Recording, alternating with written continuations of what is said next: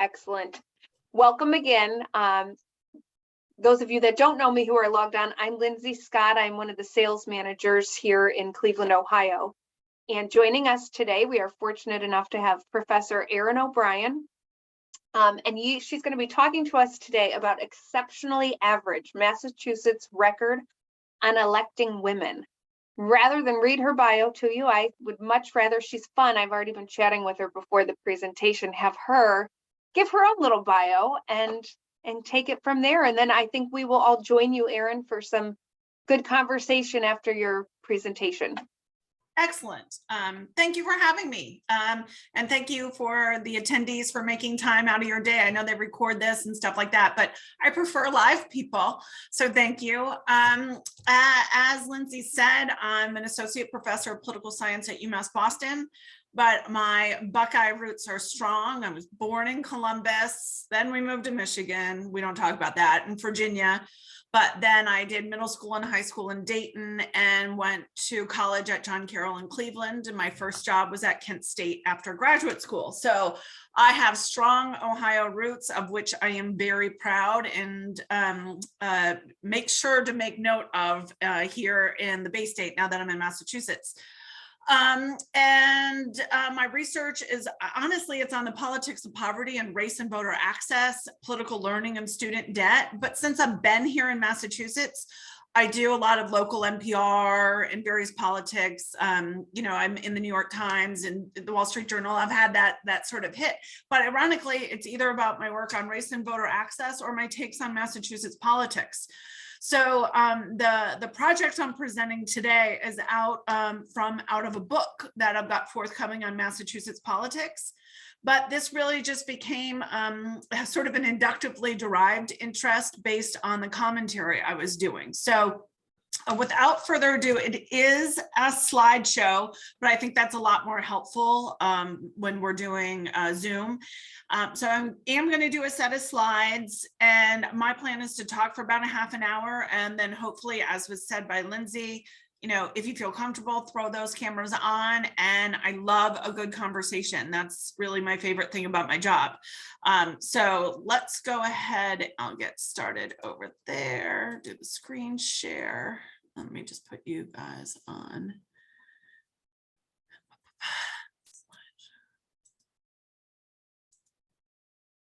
Okay, so what you're looking at now, as I said, this book comes out the end of this month. It was supposed to come out this month, but supply chain issues are real. The book is based on my chapter 11 in this co-edited book, The Politics of Massachusetts Exceptionalism, Reputation Meets Reality, co-edited with my friend and colleague Gerald Duquette and myself. Gerald just sent a daughter to Oberlin, so I was giving him some Ohio hints as well. If you're so inclined and like this talk, would sure love it if you ordered a book. So I put the links up there. And we'll go ahead and get started. So this chapter, and hence my talk, starts with a puzzle. And that puzzle is that, Massachusetts is known as a blue state, a deeply blue state. My Ohioans in the Zoom room know that, Ohio is contested, and right now is sort of leaning really far, red. Whether it's still contested, it is that question. Massachusetts has been in that uncontested camp for quite a long time. It is solidly blue. By some measures, it is the bluest of the blue. The term Massachusetts liberal is one that is used with pride in some quarters and is a four-letter word in others. But Massachusetts definitely has a reputation for Democrats and liberal policymaking. But when it comes to electing women, Massachusetts is as best described as exceptionally poor in New England and exceptionally average among the 50 states. And I want to figure out how those two things can coexist. It is the case that the Democratic Party elects more women than the Republican Party. Right now in Congress, for example, 38% of Democrats are female, but 14% of Republicans are female, and that's a pretty big increase in the last cycle. and Massachusetts seemingly has ripe conditions for electing women, but the Commonwealth has not. And so I want to unpack that puzzle. The way I'm going to do so is, or the plan for this talk is in 3 parts. First, I need to document that claim because it's a claim. And so what you'll see here is portions from this project. And it's the first original empirical documentation of Massachusetts record on electing women since suffrage, women and women of color. So we're looking from 1921 on, okay? Then with the puzzle in place, I go through why these seemingly ripe conditions for electing women haven't borne fruit in Massachusetts. And there, I think at least one of the answers is counterintuitive and surprising, dare I say a bit provocative. And last, I want to get into quickly, but why all this matters. If men and women legislate the same, it doesn't really matter if more women are in there or not. It might feel good, but if legislative outcomes don't change, then it's a little more than an exercise in feel good. Are there substantive outcomes that differ when women are in office? So that's the plan for the talk. So, and I'm going to throw a lot of facts and figures slides at you. There's no test after this. Simply, all I want you to do is to be listening for the trends, the big takeaways, and the trends. Okay, so let's start with where Massachusetts sits today. These are 2021 figures when the book went to press in October, and you can see there we have town select boards, city councils, councilors, mayors, state legislatures, constitutional officers. That's, we have a governor, lieutenant governor, AG, treasury, secretary of the Commonwealth, and I'm missing one other, don't tell them. Those are our constitutional officers, and of course the congressional delegation. What you can see in this cross-sectional data, this snapshot data, that roughly between a quarter and a third are female, but for the constitutional officers, and 4 of 6 of our constitutional officers are female. The bad news in that, from the perspective of representation of women, is that a female has never been popularly elected to the governor's office in Massachusetts. Maura Healey and Sonia Chang Diaz are both running on the Democratic side. It would be very surprising if one of them didn't win, given that a very Trump Republican is, indeed, he managed Trump's campaign, presidential campaign in the Commonwealth and New Hampshire, I think.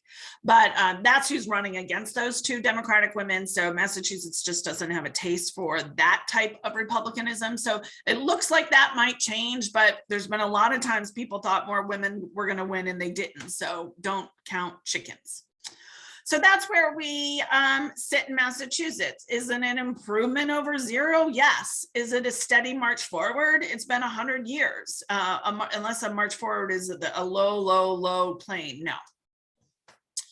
In terms of Senate representation, obviously these are the 2 senators from Massachusetts, Elizabeth Warren and Ed Markey.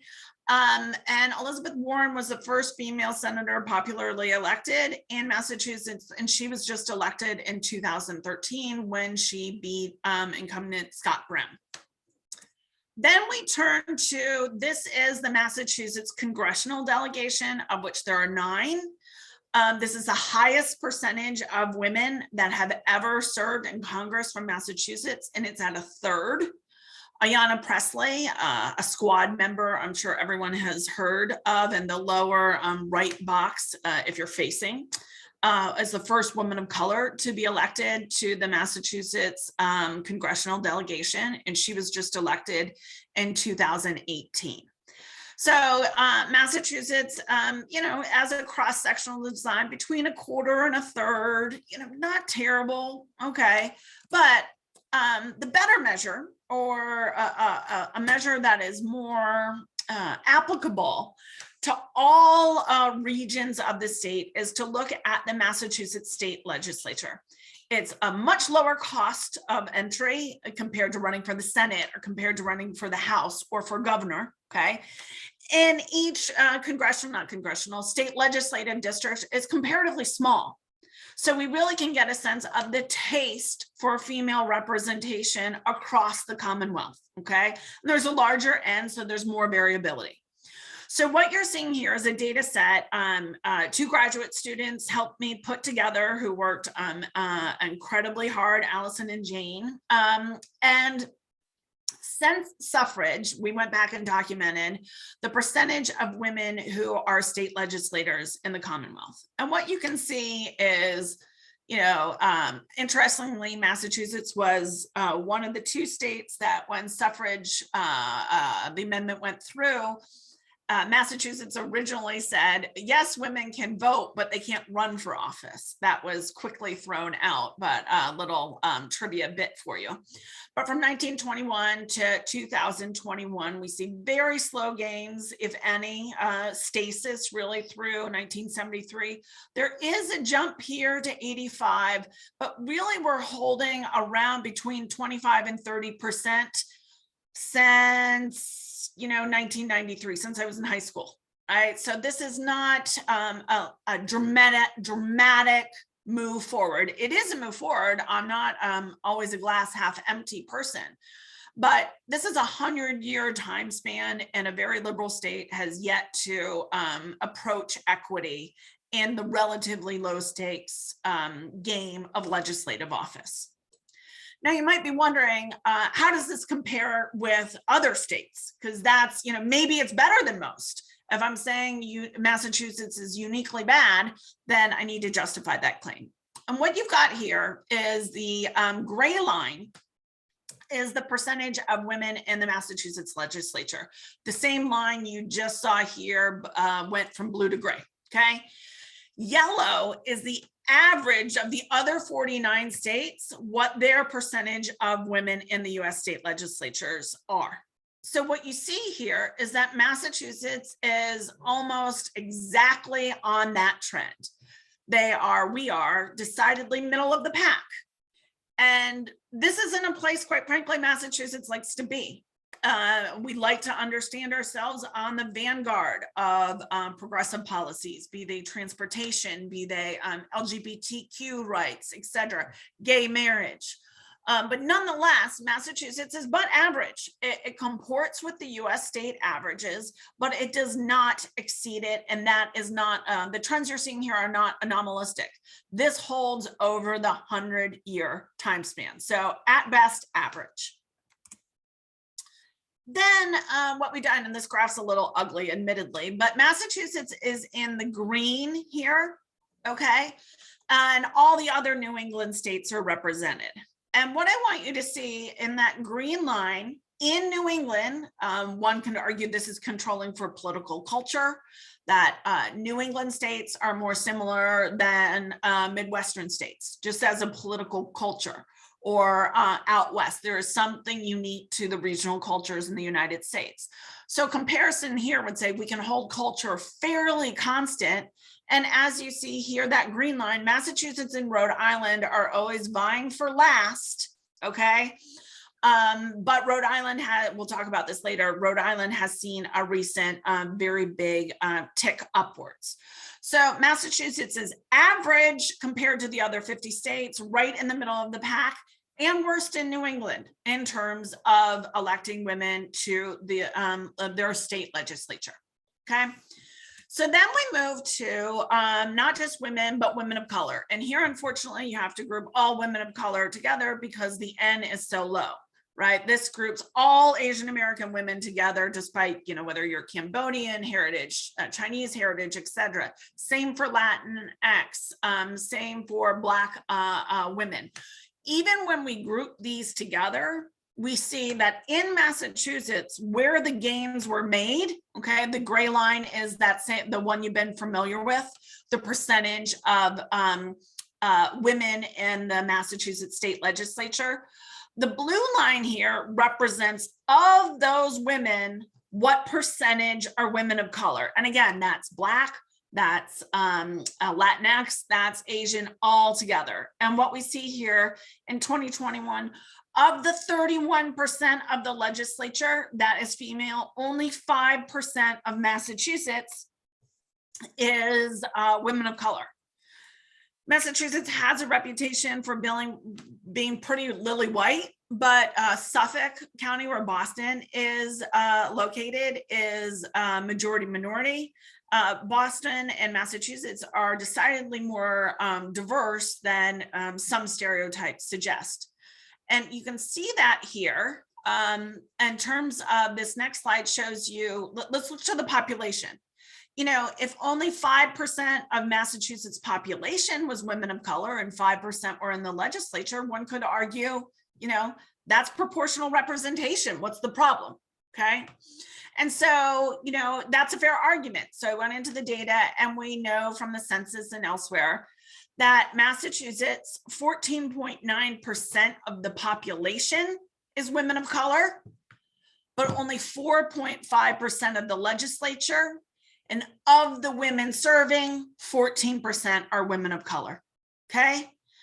And so what we see with this chart is, yes, you know, Maine, New Hampshire, and Vermont are, you know, white, like 3.6% women of color, 5.2%, 3.7%. And so their numbers make more sense that they're lower. But Massachusetts, with this 14% of the population, only 4.5 in the legislature.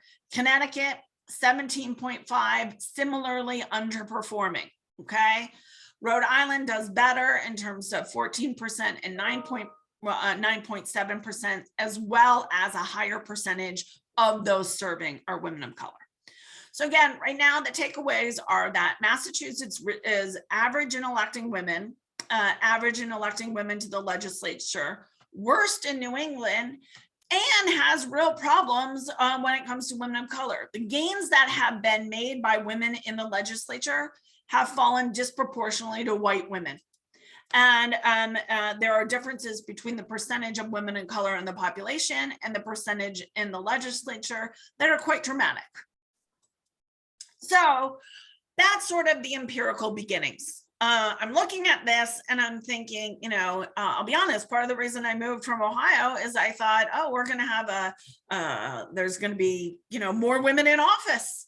I could tell you some stories about my field trips to the State House in high school and the anti-feminist things I heard. I thought, oh, I don't know if I like this. Okay, I knew I didn't like this. Part of the reason I moved to Massachusetts is I thought issues like this wouldn't be quite the same as in other locales that I've lived. And I was wrong.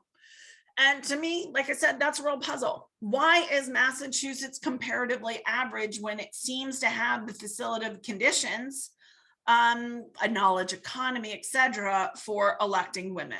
And here are some of those facilitative conditions. Now, I'm not necessarily endorsing these things in terms of religiosity, but we know that the less religiosity in a state, the more likely it is to have women in office because many, not all religions, endorse more traditional relationships between men and women. And so running for office as a female is stepping outside of women's proper role under many religions, not all. So higher religiosity correlates, it's not always causal, but correlates with fewer women in the chamber, in the state legislatures. Massachusetts is ranked the least religious state of the 50 states. So that might be bad for other things, but it should be good for electing women because women aren't embedded in the same culture that says women's place is in the home and not the state house. Then we move to educational attainment, the percentage of women with a BA or higher, as well as women's median earnings. And you can see there, Massachusetts ranks first, second, and third of the 50 states respectively on those measures. And so what that means is there's a pipeline. Women are educated. We tend to elect individuals who are educated and they have earning power. So resource issues aren't the same. Time, resources, civic skills are the best predictors of whether or not one participates. And the populace in Massachusetts would seem to have a fertile pool. We call it a pipeline for getting women to run. Then we look at women in managerial and professional positions, and this really punctuates that pipeline idea. Massachusetts is third amongst the 50 states in terms of the percentage of women in managerial and professional positions. So this indicates like less of a patriarchal culture and a pipeline of women who are educated and in our prestigious positions and have the resources to run, define the state, and define the state more so than any other state. There's no other state that ranks as high across those 5 barometers in one locale. And you can see we do better than all the New England states, okay? But yet, as I showed you, these facilitative conditions over 100 years have not borne fruit in terms of the percentage of electing women. I have 2 answers for this. The first is not going to be surprising to anybody on this Zoom. Okay. The second, I think, is a little counterintuitive. So I'm going to start with the first. Why is Massachusetts so average? It is the case that women still remain disproportionately responsible for care work. Now, I want to be clear, there's been real improvement. As late as the 80s, if you did time surveys or public opinion polling, male and female partners would increasingly endorse the idea that household work should be equally shared, that childcare work should be equally shared.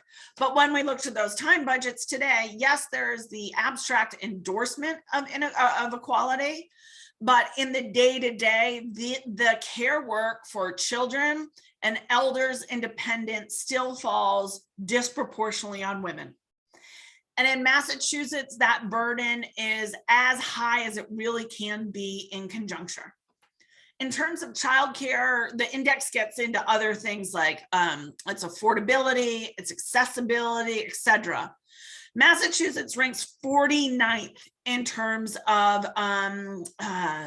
childcare, again, affordability, accessibility, etc. So like that is, nobody wants to be 49 out of 50. Well, it depends on the thing, but you don't want to be 49 out of 50 on this. And in terms of elder and dependent care, in terms of policy supports, the index there looks at policy supports that are in place as well as cost. And Massachusetts comes in 37th. So it is my contention that one of the reasons that this pipeline of educated women doesn't produce as many female candidates and candidates that eventually win is because women are taken out of that pipeline at a faster rate in Massachusetts because of the cost of childcare and the lack of policy supports and costs for child and elder and dependent care.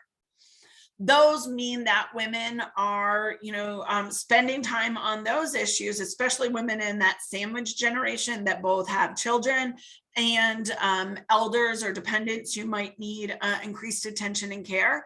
Running for office isn't, there's a lot of women who are super women, but not many women can take care of children, elders, work a paid job, and run for office. It's just a plate too full.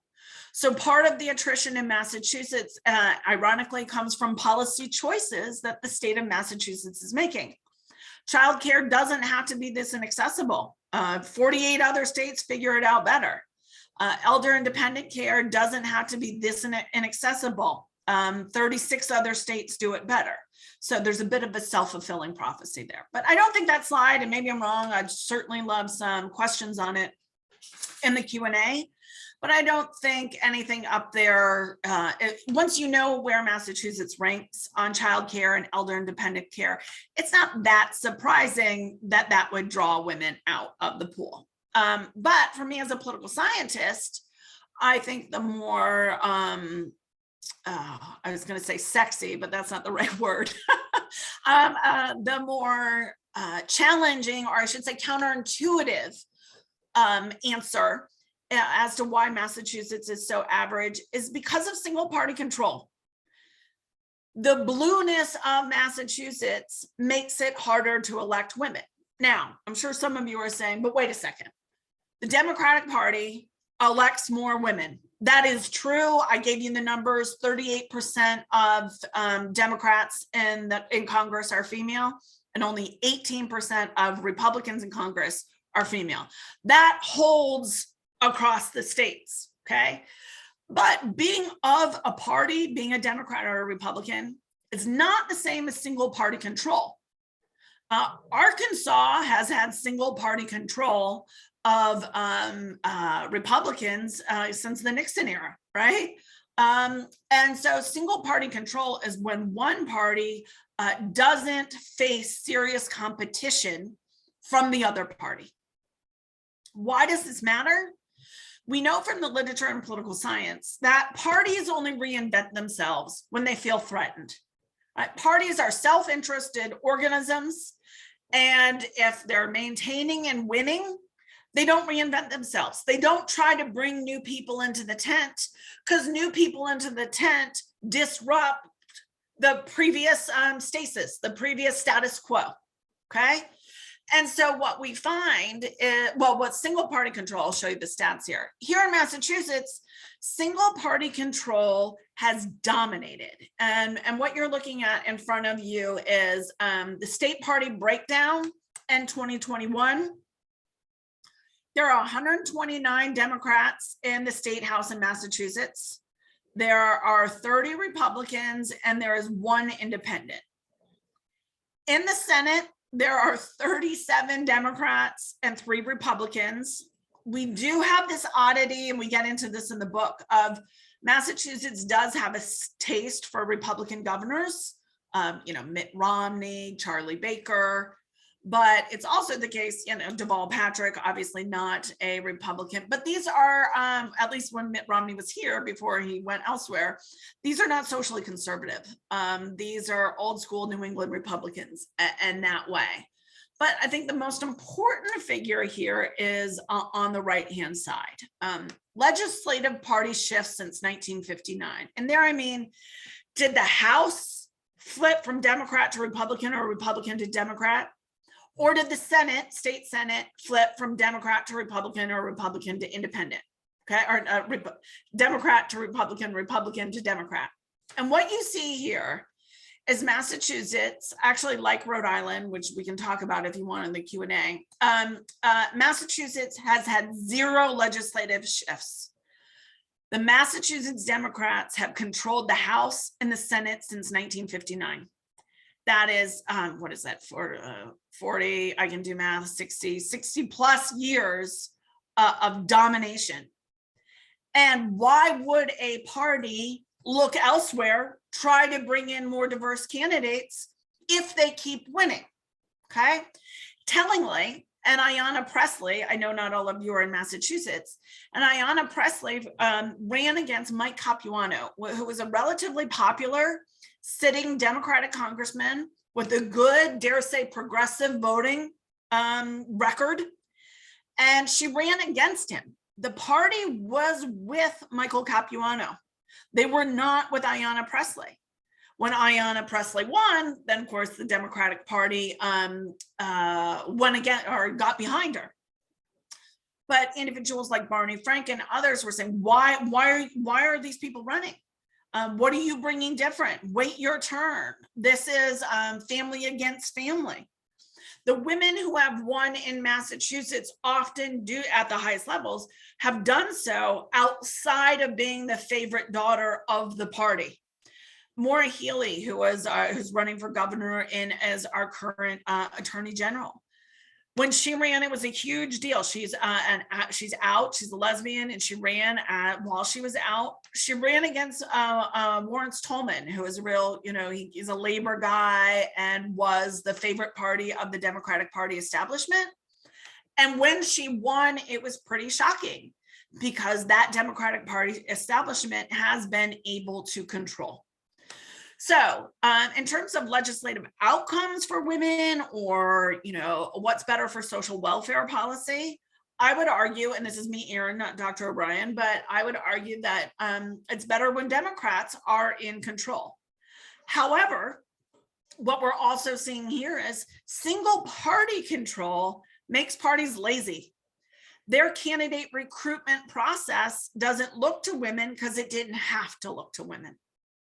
So I think those are the two reasons that I attribute Massachusetts being so average despite the facilitative conditions. Now, you might look here and say, hey, Rhode Island has kind of similar breakdowns, and they even have a Democratic governor, and they too have not had zero legislative shifts. But if you'll remember, I'm going to do a speed dial back through here. You'll remember Rhode Island went on a spike here, Rhode Island being in yellow here. So I thought, well, wait a second, is my thesis wrong? I'm not a real student of Rhode Island politics, but I know a number of people are. And in this chapter, if you're interested, I dig into it a lot more. The non-competition in the in the Rhode Island Democratic Party, what they've done is there is an intra-party fight. New parties are being formed on the left and they're running candidates. So the the Rhode Island Democratic Party got progressive challengers in the party that were organizing as different party organizations and running their own candidates. So it actually goes with the thesis that the Rhode Island Democratic Party started to run and recruit more women once they were being challenged, not just from, interest groups, but from interest groups that are running candidates. Okay. So for why is Massachusetts so average? One, it's because of the child and elder care, and two, it's because of single party control. Single party control isn't good for ethics. And it doesn't matter if it's Democrats or Republicans. And at least in Massachusetts, it's not good for electing women.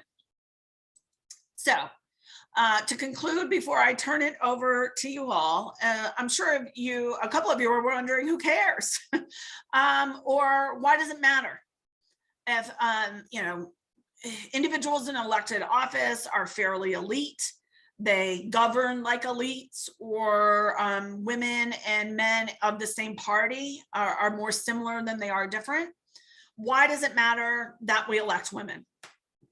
And here, this is kind of an ugly slide, but this is from some of the assumptions of the field, women in politics.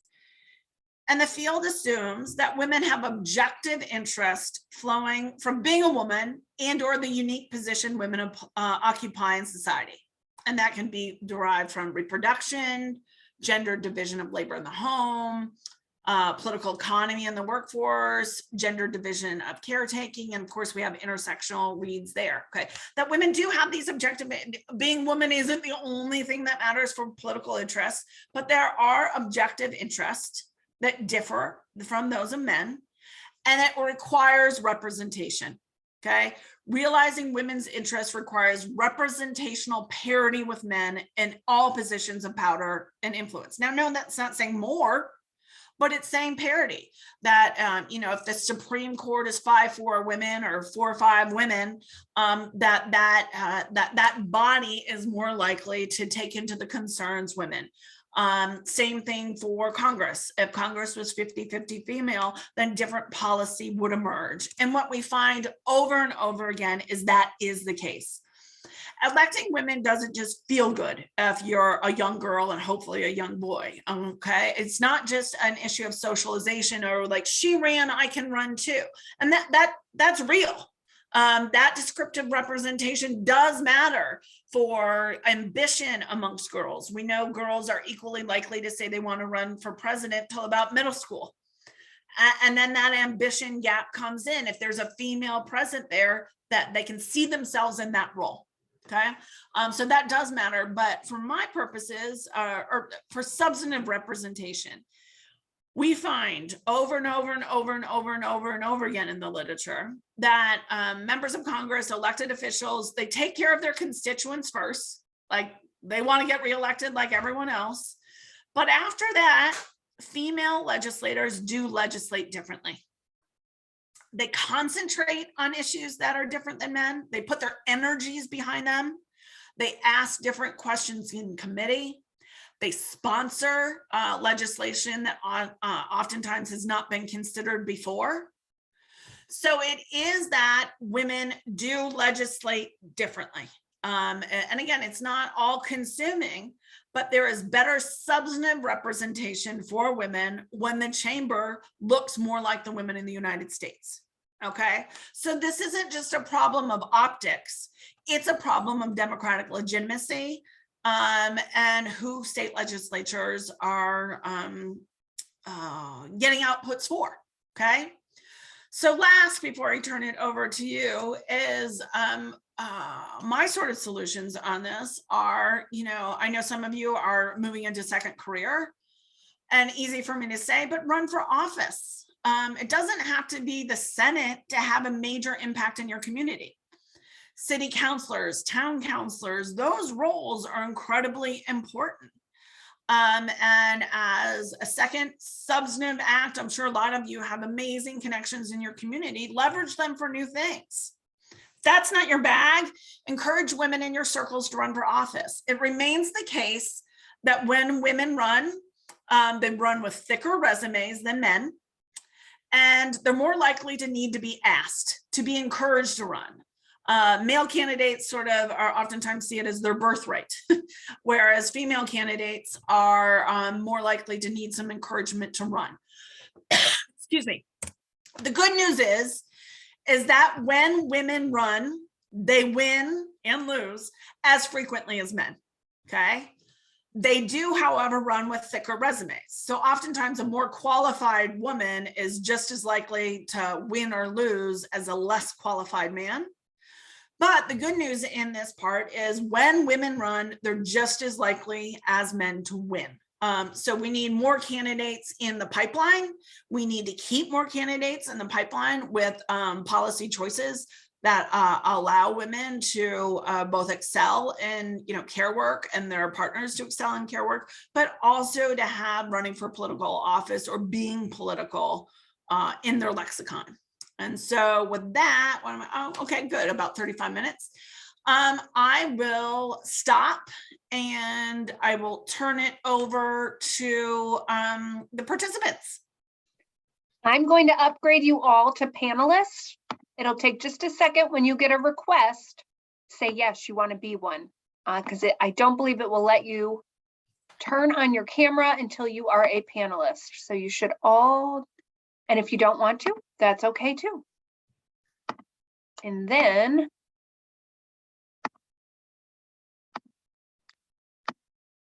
here comes, he found his way. Love it. Jane found her way. Thank you for being here. I will let them introduce themselves to you, Erin. And by the way, Erin, I'm going to forever have in my head, this is Erin speaking, not Professor Erin. I really like that. I do that in class. This is That's Lindsay a class talking. This is Erin. That's Professor. Not Kendal, Lindsay. This is just Lindsay. Love it.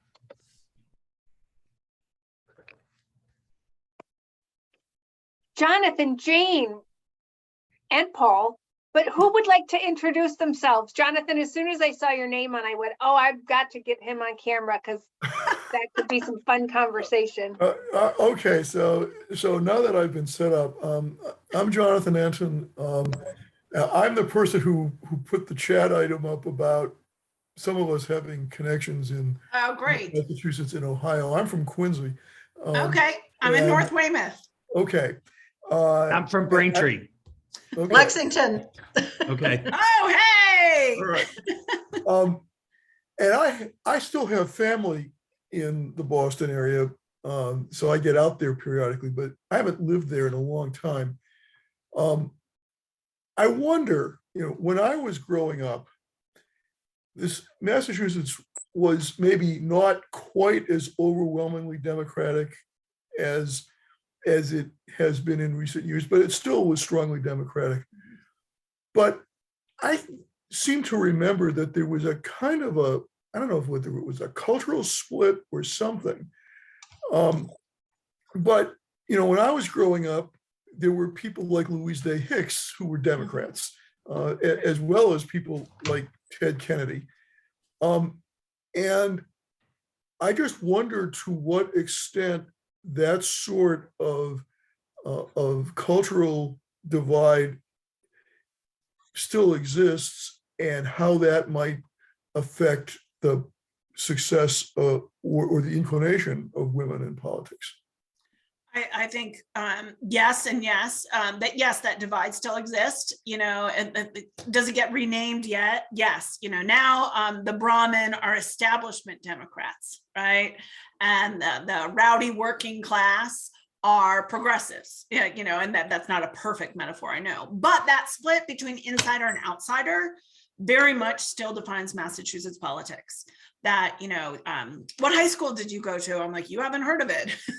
Oh, my brother knows your brother from boarding school, or like that thing is still there. Like, it still amazes me. I mean, I went to Centerville High School in outside of Dayton, and I'm like, you went to boarding school? I mean, I know that happens, right? Mhm. But more analytically, there is that Brahmin, that connected, that has exerted, dare I say, controlled the Democratic Party establishment, keeping the working class individuals of color from the upper ranks. Mhm. What's happened now is their control is weakening. I worked for Marty Walsh's campaign. I was his policy aide in his first run. And I find it telling that pretty much every candidate he endorsed afterwards lost. And they lost to, like an Ayanna Pressley, or I said that Lawrence Tolman and Maura Healey. Mhm. So the division is still definitely there, but what's changed is that old boys network, quite frankly, just doesn't have the same control to be able to say, no, you can't run. Like Ayanna Pressley ran anyway. Now she would have been, relegated to, God knows where if she had lost. Okay. But there are more candidates willing to step up against that group. And that's where you see, the women, ironically, the women that are most celebrated sort of in Massachusetts politics are the ones who really fought hard against this Democratic Party establishment that now wants to claim them.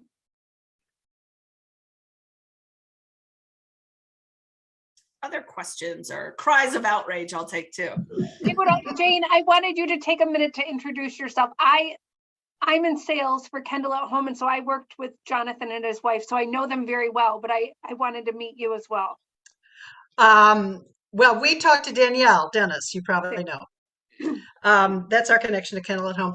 And I grew up in the Midwest, and I'm always happy to have somebody else from the Midwest come to the East and say, you don't have it all. Yes.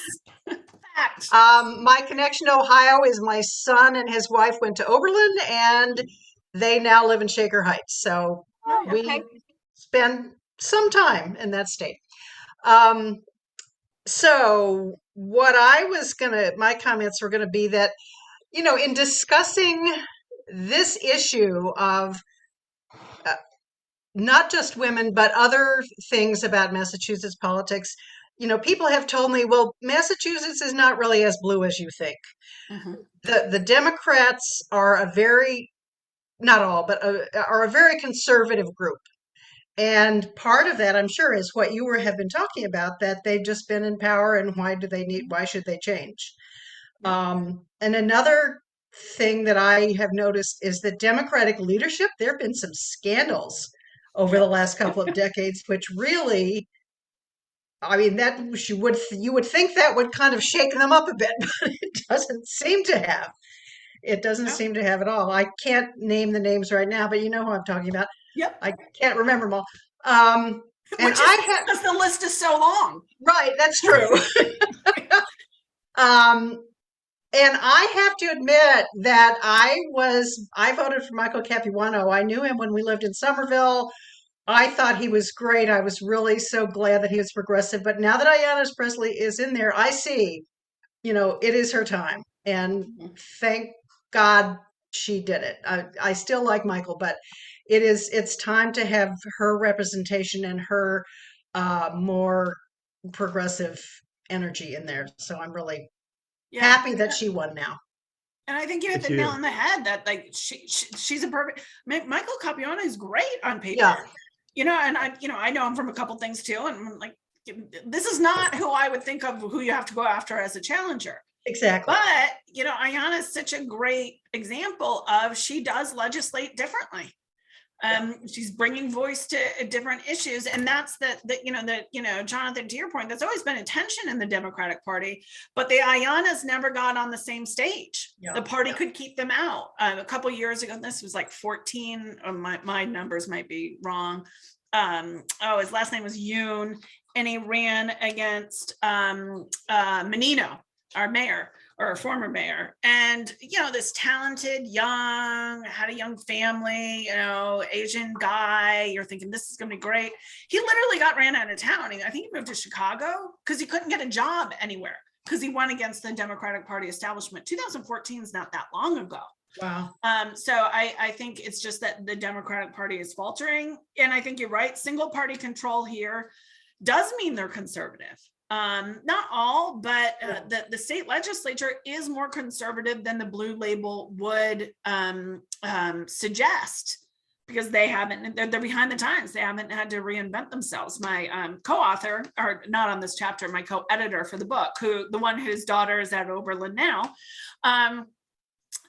he has a chapter on the governors, and he makes the argument, he fleshes it out better than I will, that the Democratic state leaders in the House and the Senate, they prefer Republican governors.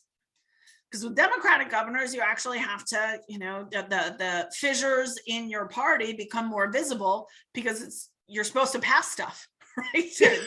Yeah. So I just sort of reiterating your points with, even more data there, I would agree. And the corruption is wild. Like the last three, for those of you not here, I want to say the last 3 or 4 speakers of the House all had to leave. It's at least the last 3, I know. Right. And I think the under fourth ethics one was charges, under and then attack. Rosenberg stepped down for other, but his partner did things that Right. was shady, It's not but his fault, but his partner. right, exactly. So that one I felt a little bad about. The others, I'm like, you're making people get your laundry and do what? Like, it's just so like lazy. It's gross and it's lazy. Well, Erin, I'm old enough to remember Charlie Ianello, who was a state rep who was reelected while he was in the Charles Street jail. Well, what about Jim Trafficant for my Ohio people? Look, we can have a contest about Yes, this. worst The contest problem with ever. Charlie Ianello was that he sank the career.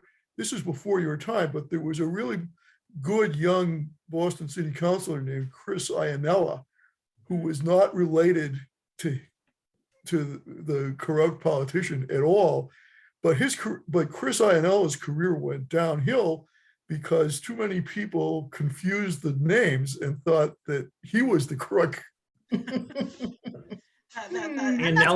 Ianella now sits on the governor's council, which is a whole nother anachronistic set of questions that we could go on about forever. And when I was in high school, 4 of the then 8 members were either in jail or under indictment. Yeah.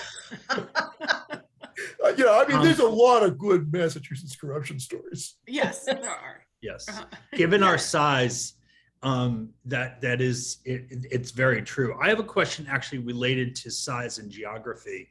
Do you think there's any corollary to the kind of urban or lack of urban nature of Massachusetts? It's an odd setup for a state its size, where the only really, and apologies to anyone from Worcester or Springfield, but arguably there's only really one city in Boston, and it's as far away from the other end of the state as you can get. It's not in the middle like a lot of state capitals are. I see it play out in terms of rivalry, if you will, in the judiciary, which I have a connection to, but and in representation and legal representation from lawyers groups and stuff. But do you think that has any bearing on your thesis? I don't know if on my thesis, I think it has a lot of, I mean, like, look, Ohio's easy to, it's the cities it's the cities versus rural. I mean, that's what it comes down to electorally and everything, but it is more dispersed. And, my mom and my dad are both from Massachusetts, and my dad's from the western end of the state, Westfield. And my mom's family moved around a lot, but they retired in Arlington and in that area. And then just anecdotally, I do know it's Boston and everywhere else. That is definitely the culture of the state.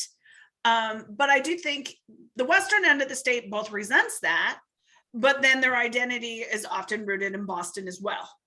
I'd have to take a cut on the numbers. I haven't looked at this, so I don't want to speak before I've taken a cut. I don't think, and this is a big asterisk, that there was a correlation between, once you control for, Boston has so many more state legislative districts than the other. Once you control for that, I don't think that there was a correlation. Was it that Boston was electing more women than rural area? But of course, that's complicated by there's only, so many districts western end of the state. So I don't know. It's an interesting hypothesis that I haven't looked into thus far. I mean, you could also say arguably being the mayor of Boston is the most important position in New England, or at least the second, right? There's the governor of Massachusetts and then the mayor of Boston, again, arguably, but in terms of Boston exerting outsized influence politically in the whole region. But some of those other states do a lot better than Massachusetts in electing women. And that's why regional comparisons, sometimes you compare states by similar size, similar GDP, those kind of things. But here, I do think the similar cultures that the different states produce different percentages of women is just intuitively interesting to me. So there's a very long answer to say, I don't think there's a correlation from region to percent women, but I need to run it and I'll let you know in a couple days. Okay. I think it's interesting. I'm sorry. Go ahead. I think it's interesting, your admonition, if you will, and your observation that women running for office at any level is important. And I like that you look so granularly at the state legislature. I worry, though, at the same time, because we in Massachusetts are very unlikely to be banning books or stomping on people's right to choose or their voting rights. There's not an impetus. There's not a battle cry for women at the municipal level or at the local level to get involved, as there are potentially in some other much purpler or even redder states. I think two things there. One, I think Massachusetts, I think a lot of women would disagree with you, right? It's not as bad there. Doesn't mean it's great here, which you did not say the latter part, right? To be very clear. But, those fears on choice, or like things like what I put up about childcare costs or elder care costs or dependent care costs.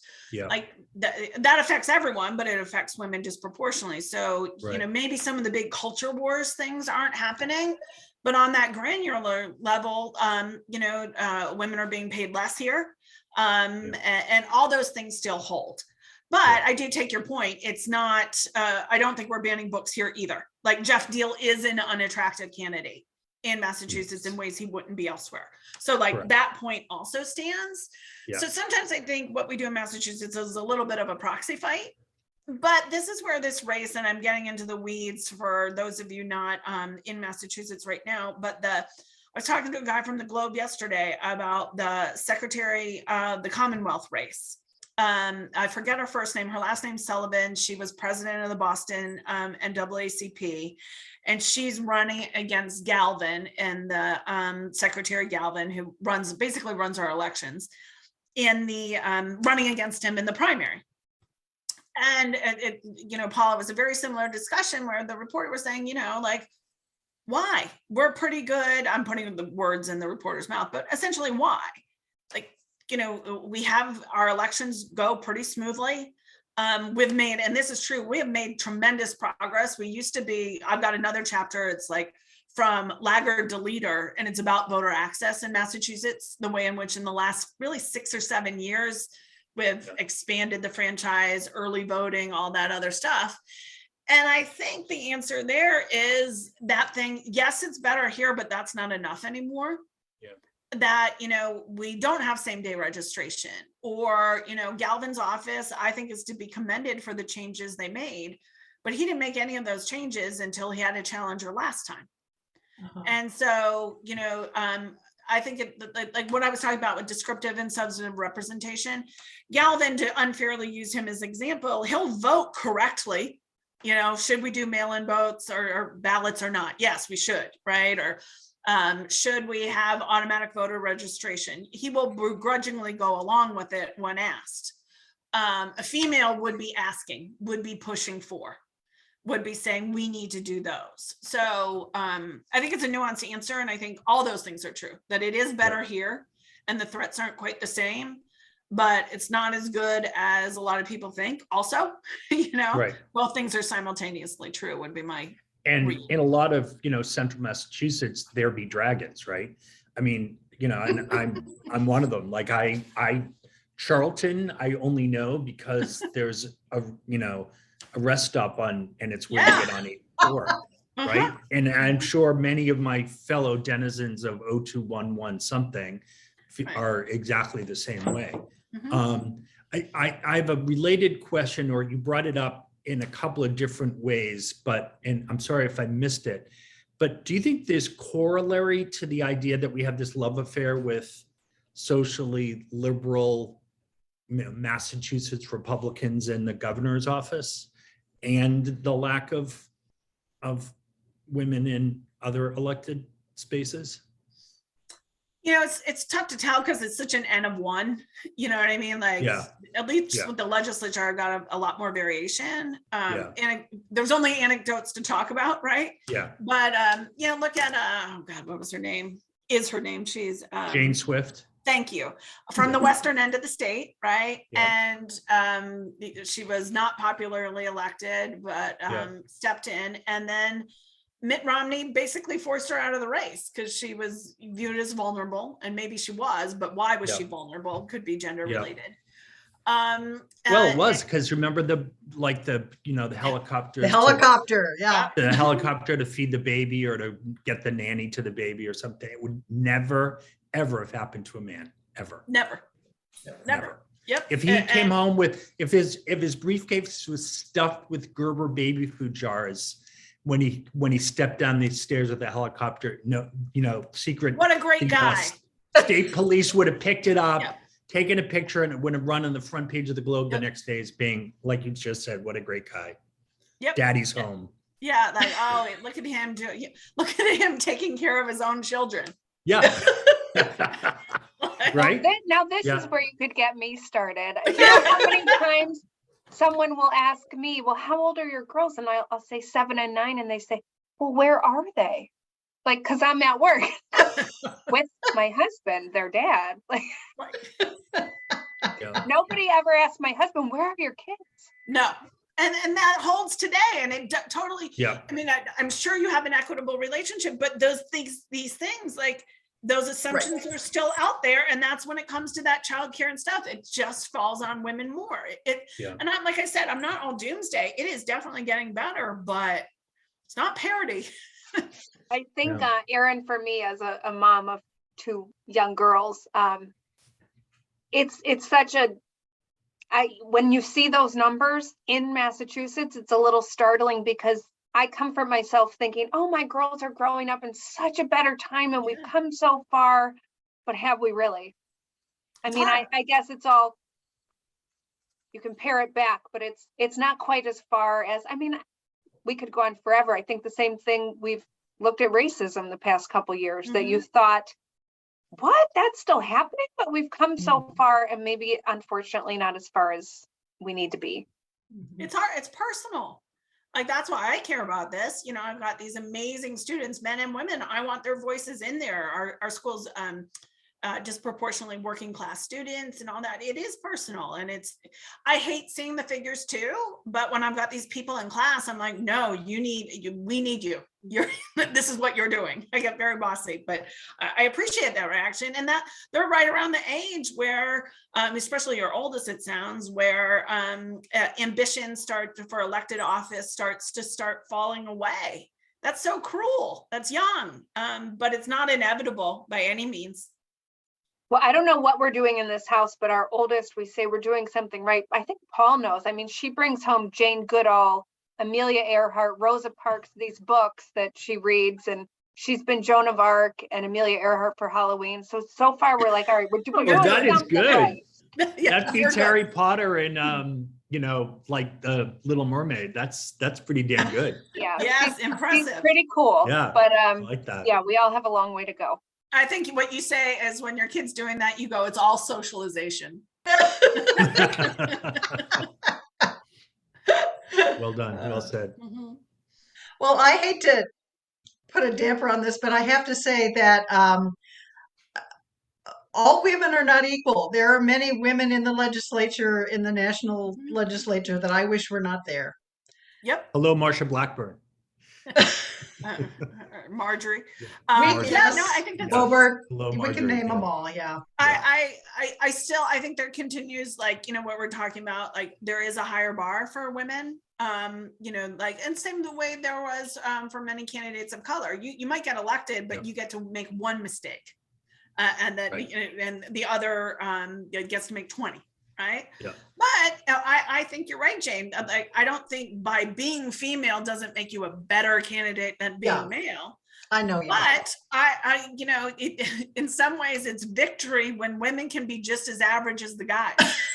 You know what I mean? Like, hopefully it's raising the bar as opposed to that. But, and we do find, I just think it's not, I always say to students, I don't vote on a one-to-one basis based on gender at all. But I do know, as many factors matter, that the chamber has legislative outcomes I appreciate more when there are women there. And that includes Republican women will move on some social welfare legislation that Republican men won't, less so on feminist legislation, but that matters. Yeah. And I hate to be like overly gendered, but there is some stuff that, like, I'm wary of it, that women are more cooperative, more likely to work across the line, work across, some political divisions. And I both love that. But then it also, my ambivalence kicks in. I'm like, why do I have to play better in the sandbox or expect women to play better in the sandbox? So I ambivalence reigns sometimes with me. I don't want to play with Ted Cruz. Right? No, thank you. Yeah. No, yeah. Actually, no thanks. Yep. Not for me. That's me, Erin. Like I said, not Dr. O'Brien. I was just going to say, I should probably stop the recording.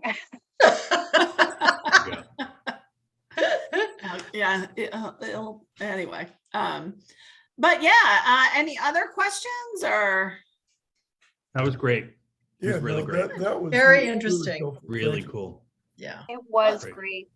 Well, thank And you. It's Jane, a really- nice to meet another new face here. Happy to have you on. Erin, Where are thank you in you. Lexington, Jane?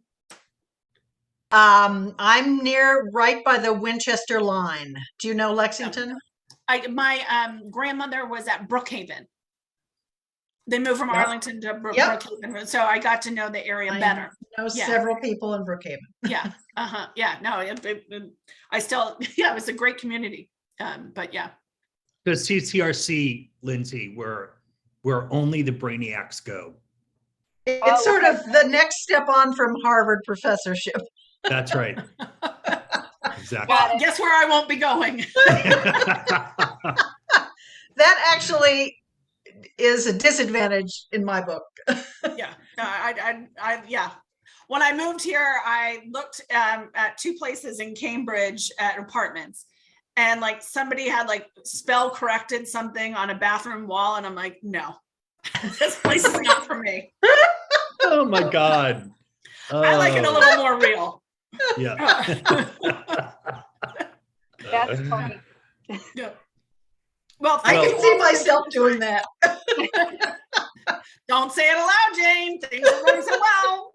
Still recording.